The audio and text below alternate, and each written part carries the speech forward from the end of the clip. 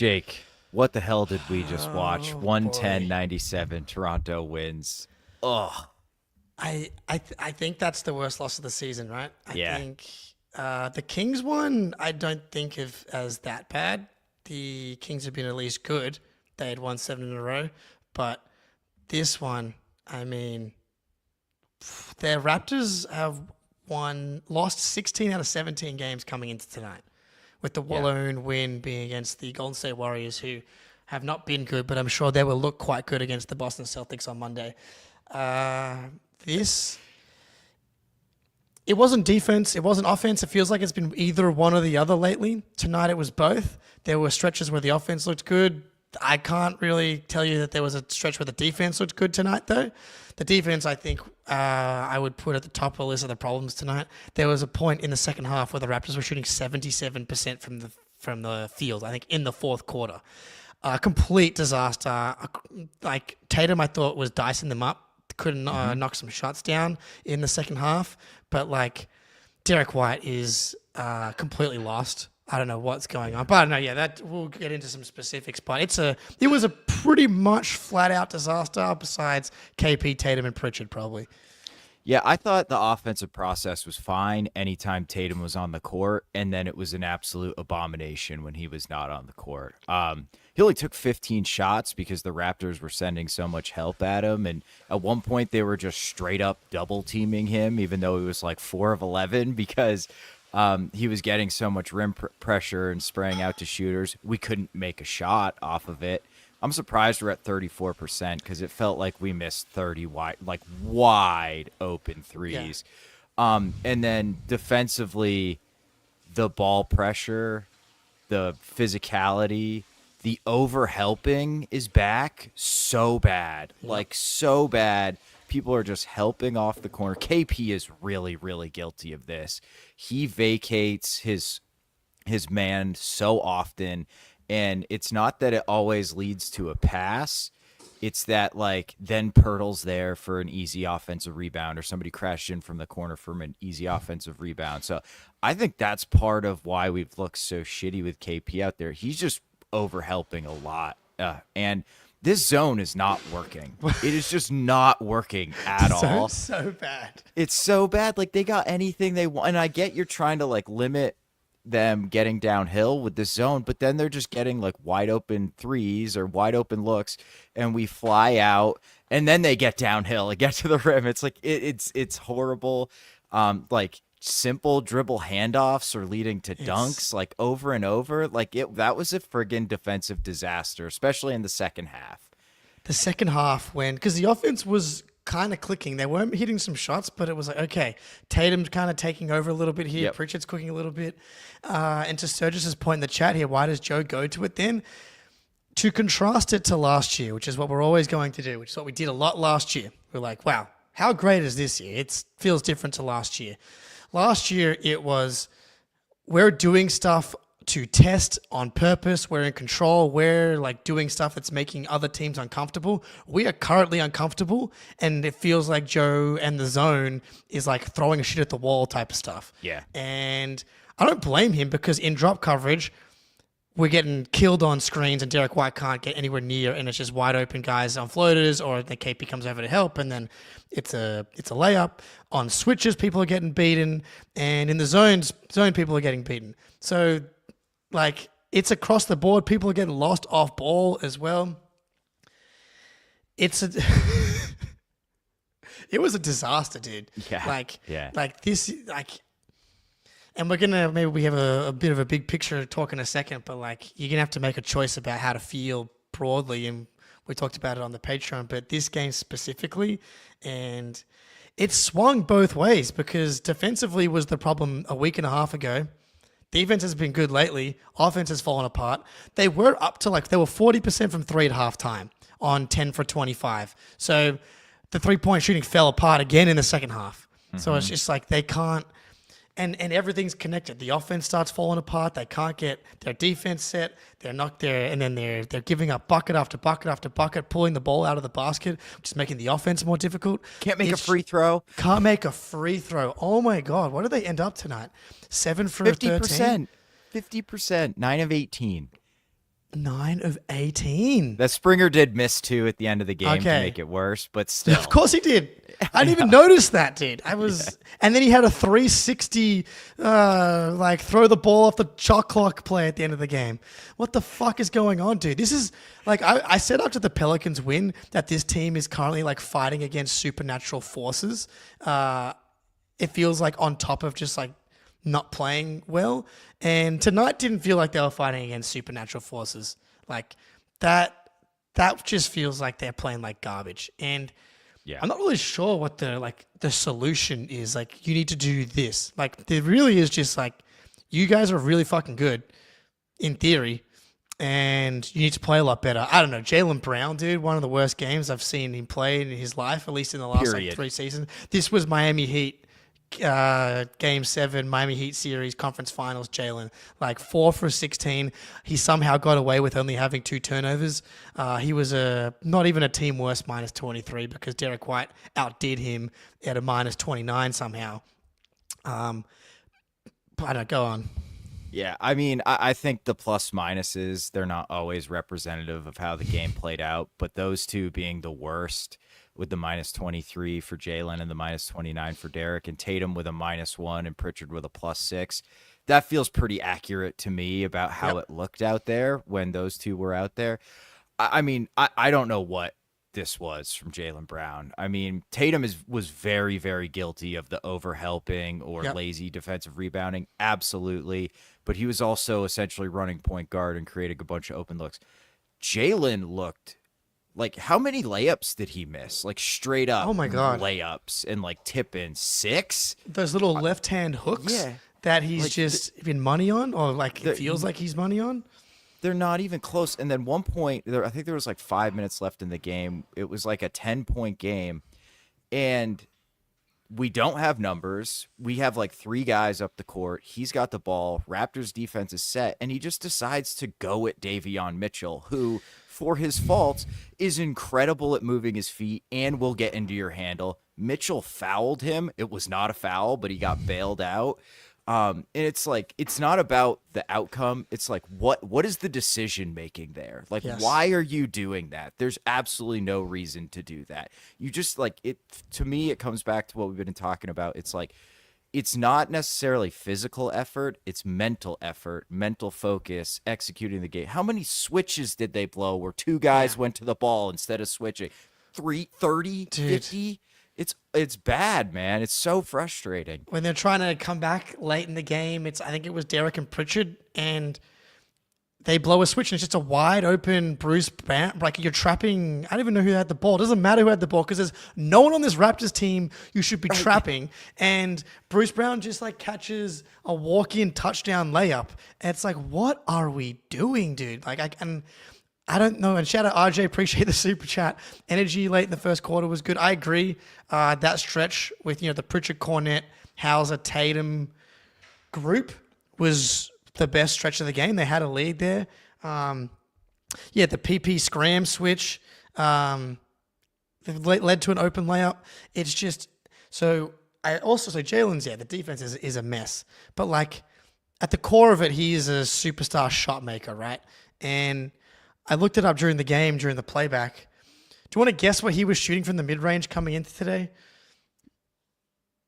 I know it's horrible this year. 33%, 35? Close, 31.7. And I knew it was horrible. 31.7, and you look at the previous 3 seasons combined, he's kind of at like a 44, 45%. Like, it's kind of his thing. And for him to be at 31% from the mid-range, to also not be able to make a three-pointer or take three-pointers either. He took one tonight. So that's weird. And also, obviously, he missed one of his 2 free throws. But the mid-range stuff, the rim stuff, if that's now falling apart, he's probably going to make the All-Star team, but he shouldn't really, I don't think. The defense is kind of a mess too. And I don't know, we'll see. There's time before the All-Star game, but his play, and it's weird because the playmaking's been probably the best of his career. He still ended up having a few nice passes tonight, and he had 4 assists.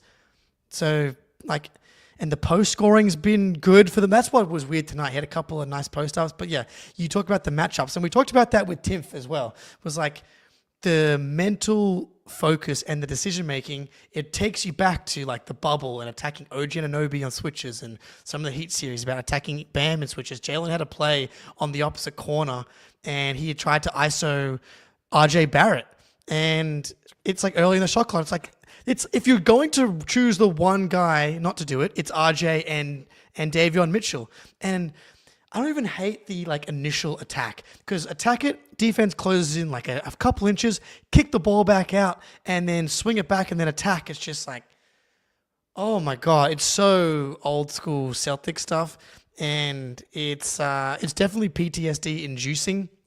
Yeah, it's painful. I think he's on the ball too much. Yeah, I agree. We talked about it. His like pick and rolls are up like 2 possessions a game. His isolations are up a couple possessions a game.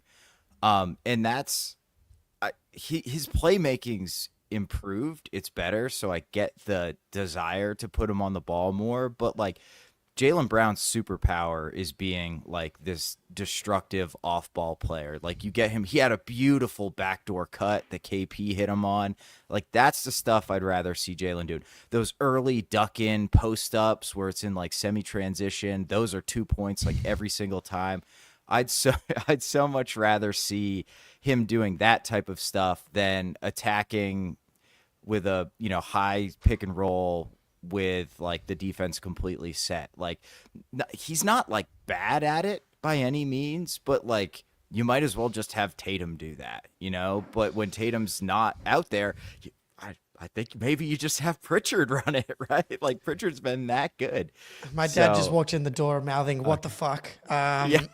That's right, Mr. Eisenberg. Yeah. Yeah, it's a great question. But here's the problem, though. Yeah, we don't want, obviously, Jason. I mean, the usage stuff that's kind of been floating around that we've been pushing back on as far as its validity, certainly feels like it has validity at the moment, because anytime anyone else is running the offense, it's a complete disaster. But what are you supposed to do if Jason's off the court right now? Because in theory, it should be Derek White. I would love, some Derek White KP 2-man game, but Derek White has had his power stolen by the Monstars on both ends. Like, it's a complete disaster. I guess we should go quick big picture before we get out of here. Ben and Spoony will be back tomorrow, sadly, talking about the game and what the fuck is going on. But from Mitch, Jake, we have to talk about the effort not being there. I know Sturgis in the chat was like, when do we get concerned? You kind of have 2 choices right now. Be concerned. I mean, like, how can you be mad at anyone that's concerned right now? Like, if you want to be concerned about their chances to win the title, then go right ahead. You can do that, or you can also look at the past 3 years sample size of the Jays and a team that made the finals, a team that won 57 games and lost in the conference finals, and a team that won the title, and a team that's currently on track to win 57 games. But every day we keep saying they're on track to win X amount of games, that number is going down. Yeah. And that does remind me of the 2023 season of like where we started off 20-5 and we were like, yeah, we still have this net rating, we still have this, and this. And those numbers kept getting worse and worse. But those are the choices you have. I'm not going to get panicked for a while. Like, post All-Star break, can we go on some type of run? What are we like away from the All-Star break? Like a month or so right now. Yeah. And if we don't come out of, like, if we play 500 ball for the rest of the season, it's hard for me to fully panic before the playoffs. It's going to be hard for a full panic, but as far as like confidence going into the playoffs, it's hard to have the same level of confidence. I'm choosing to embrace the adversity. This is 21/22, except if we figure it out, we have the talent to actually wipe the court with everybody else. That's a very Joe Mazzulla mindset you've got, Jake. Thank you.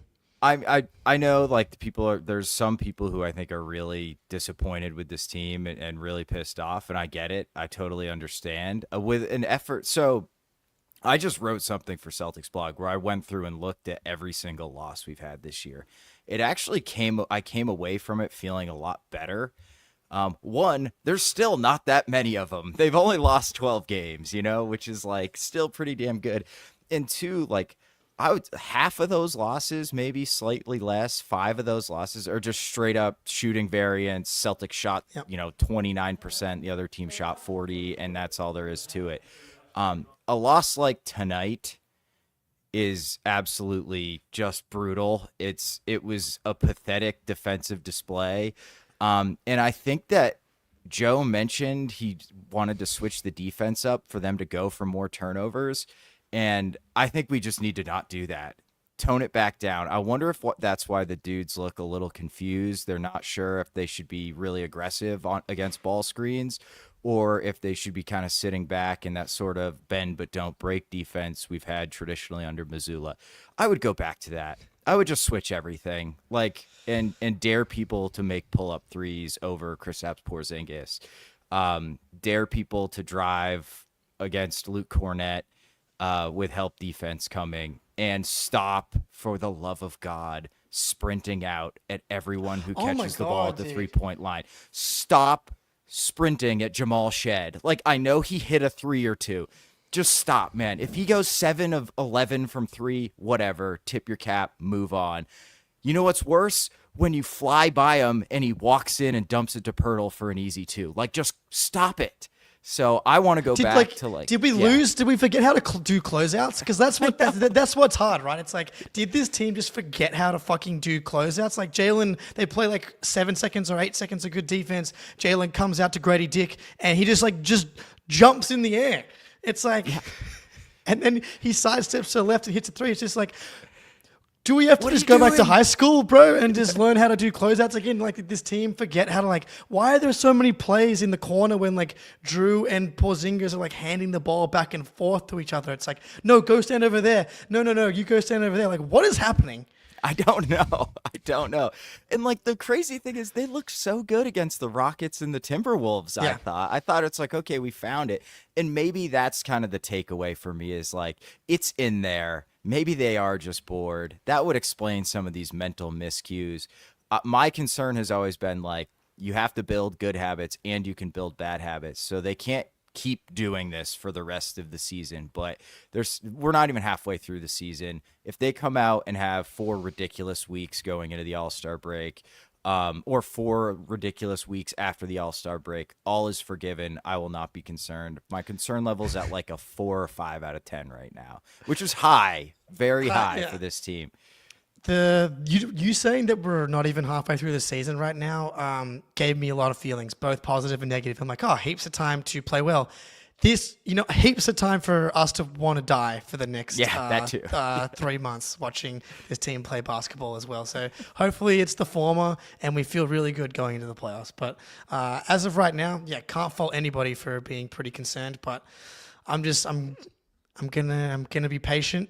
And for everyone that's saying this team's the 2023 team, that team still made the conference finals and is a Devil Magic Caleb Martin run and a Tatum twisted ankle away from making the finals. So that's not the worst team in the world to be. Yeah, we'll see. I think this version of Tatum, if his 3's going in, I honestly think he could drag us by himself essentially to the conference finals. It's going to come down to matchups and shooting variance. RJ, I saw you in the chat a couple times, I think, in some of these playoff matchups, but I just want to see them get back to playing good defense. I miss the Celtics defense. The offense, I'm really not concerned about. I even tonight thought the process was mostly fine. So that's how they won the championship. They didn't shoot well in the playoffs either. It was defense. It's always been defense with this team. They just have more offensive talent. I'm with you, Tatum. And it's I don't know. We need to get out of here, but Tatum. Yeah, the takeover. Maybe he just needs to just do it earlier because it was just too late again. And then he's out for the first 4 minutes of the fourth quarter. But what are you supposed to do, Spoonie? You take him out but you take him out for 4 minutes earlier in the third quarter, and then the lead's already back to 16. So you're fucked either way. I know, it's just frustrating to see that lead slipping away at the start of every fourth quarter when we're down. But you're right. You're 100% right. It's not a rational complaint that I have, but it's still gonna annoy me. But anyway, we should probably wrap it up there. Like Jake said, Ben and I will be on tomorrow. Jake, I'm sure, will be back this weekend doing playbacks. Oh, yeah. Can't wait. Yeah, it's going to be so fun. All right. We are out. Peace.